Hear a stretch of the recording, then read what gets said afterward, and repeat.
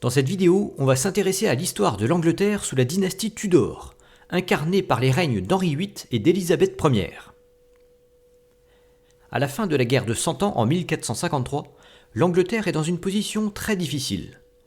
Non seulement elle a perdu toutes ses possessions sur le continent, en dehors de Calais, mais son roi Henri VI est en train de sombrer dans une folie croissante. Sa légitimité est d'autant moins forte qu'il est issu d'une branche cadette des Plantagenets, qu'on appelle la Maison de Lancastre, arrivée au pouvoir en 1399 par un coup de force. Voilà pourquoi en 1455, une autre branche cadette appelée la Maison d'York tente de prendre le pouvoir également par la force. C'est le début de ce qu'on appelle la guerre des deux roses, du nom des emblèmes des deux maisons. Henri VI est battu à la bataille de Northampton en 1460, et il est déposé un an plus tard au profit d'Édouard IV de la Maison d'York. Cependant, la résistance des Lancastriens se poursuit, avec l'appui des Écossais et des Français.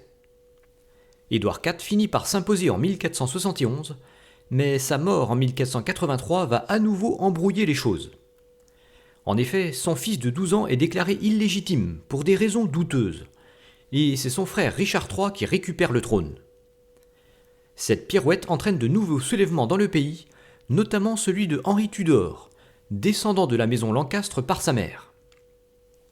Il parvient à vaincre Richard III à la bataille de Bosworth en 1485 et récupère le trône, puis se marie avec une fille d'Édouard IV pour apaiser les mécontents.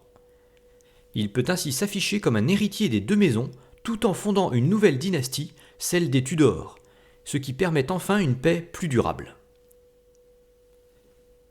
Les efforts d'Henri VII se concentrent sur la restauration de l'autorité royale aux dépens des grands seigneurs qui ont pris l'habitude de faire sans cesse la guerre. Il y parvient en profitant de leur division et en accroissant fortement les taxes royales.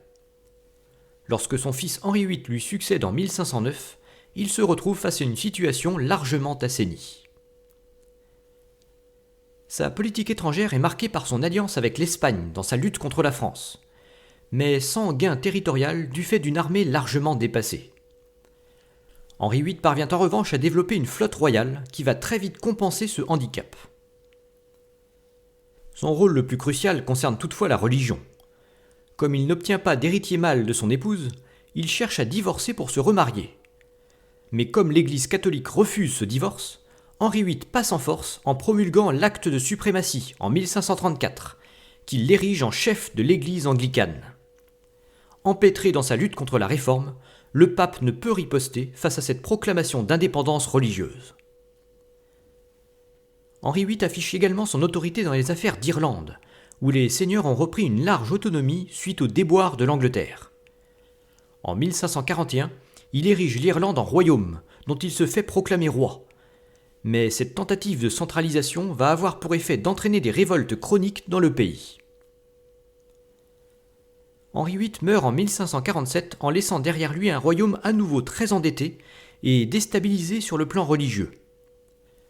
La minorité de son fils Édouard VI fragilise l'autorité royale et plusieurs révoltes se déclenchent.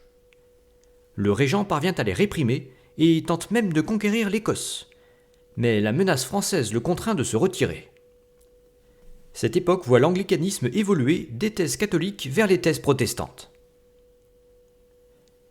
Édouard VI meurt de maladie avant d'avoir pu se marier, et sa demi-sœur Marie lui succède en 1553 après avoir décapité l'héritière qu'il avait désignée. Fervente adepte du catholicisme, elle fait brûler vifs des centaines de réformateurs protestants.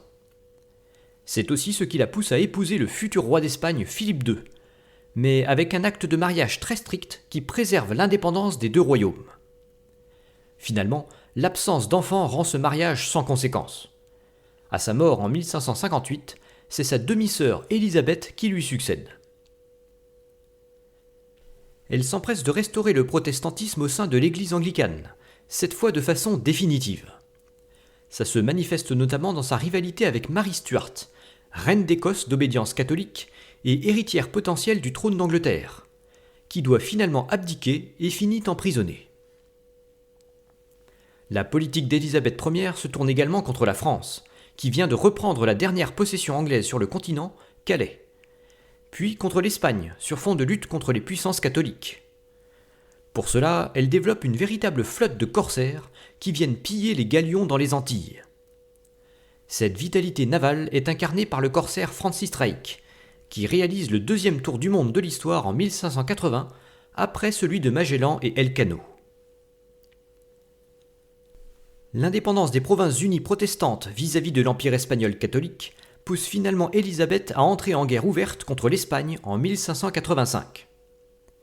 3 ans plus tard, celle-ci réagit en tentant un débarquement en Angleterre, mais son invincible armada échoue avant de sombrer dans une tempête. L'Espagne agit ensuite de façon plus indirecte, en soutenant les rebelles irlandais, avec un certain succès, puisque l'insurrection ne sera matée qu'en 1603, quelques jours après la mort d'Élisabeth.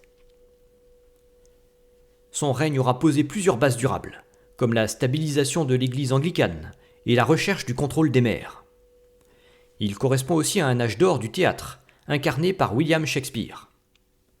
Ayant toujours refusé de se marier, Élisabeth Ier meurt sans héritier, et c'est finalement le roi d'Écosse Jacques Stuart qui récupère le trône en tant que descendant d'Henri VII.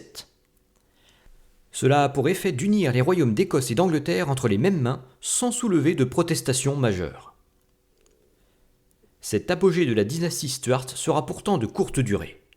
L'Angleterre est sur le point d'entrer dans une nouvelle ère, celle des révolutions contre la monarchie. On verra ça dans une future vidéo. En attendant, on va s'intéresser de plus près à l'expansion du protestantisme et aux guerres de religion qu'elle a engendrées.